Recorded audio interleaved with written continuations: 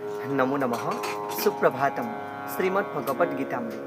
আজি শ্ৰীমদ্ ভগবদ গীতাৰ বিশ্বৰূপ দৰ্শন নামৰ একাদশ অধ্যায়ৰ ২০ সংখ্যক শ্লোক।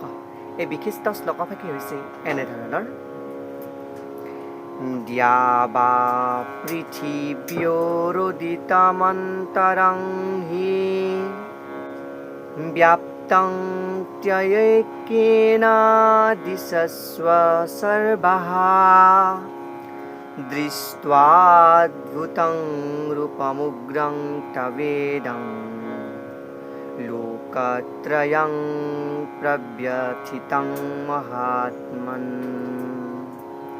এই বিশিষ্ট শ্লোকফাকিৰ অসমীয়া অৰ্থ হৈছে এনেধৰণৰ: আপুনি কেৱল এজন হৈয়েই আন্তৰিক্ষ পৃথিৱীৰ মাজৰ সকলো ঠাই আৰু সকলো দিশতে বিয়পি আছে।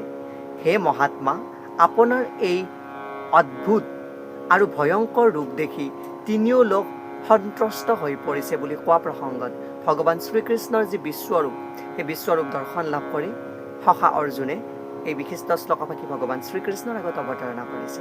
শ্লোকফাকি প্ৰসংগাৰ্থত ভগৱান শ্ৰীকৃষ্ণক দ্বাবা পৃথিৱীও অৰ্থাৎ অন্তৰিক্ষ আৰু পৃথিৱী এই দুয়ো লোকতে ব্যপ্ত হৈ থকা দৰ্শন লাভ কৰিছে।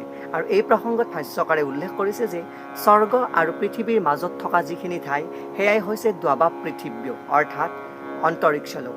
আৰু ত্ৰয়লোকৰ যি লোকত্ৰয়ম অৰ্থাৎ এই যি উল্লেখ কৰিলোঁ পৃথিৱী লোক, অন্তৰিক্ষ লোক আৰু দ্যুলোক, সেই তিনিটা লোকৰ কথা ইয়াতে শ্লোকত উল্লেখ কৰি এই পদৰ তাৎপৰ্য বহন কৰাইছে। কাৰণ এই দুই পদৰ পৰা বুজা যায় যে মানে স্বৰ্গ আৰু পৃথিৱী অৰ্থাৎ দ্বাবা পৃথিৱী সেই ঠাইত ভগৱানৰ বিশ্বৰূপ দৰ্শন কৰাৰ সময়ত কেৱল অকল অৰ্জুনেই দেখা নাছিল, লগতে আন আন গ্ৰহসমূহৰ লগতে জীৱসমূহো দৰ্শন লাভ কৰিছিল। অৰ্জুনে বিশ্বৰূপ দৰ্শন কৰাটো এটা স্বপ্ন নহয়, ভগৱানে যাকে যাকে দিব্য দৃষ্টি প্ৰদান কৰিছে সেই সকলোৱে যুদ্ধক্ষেত্ৰতে এই বিশ্বৰূপ দৰ্শন লাভ কৰিছিল বুলি ইয়াতে ভাষ্যকাৰে উল্লেখ কৰিছে। এয়াই উক্ত বিশিষ্ট শ্লোকফাকিৰ সৰল গুণাৰ্থ, যাৰ দ্বাৰাই ভগৱান বিষ্ণুৰ পৰম আৰাধ্যগৰাকীৰ যি বিশ্বব্যাপ্ত হৈ থকা স্বৰূপ ইয়াতে প্ৰকাশিত হৈছে। এয়াই উক্ত বিশিষ্ট শ্লোকফাকিৰ সৰল গুণাৰ্থ।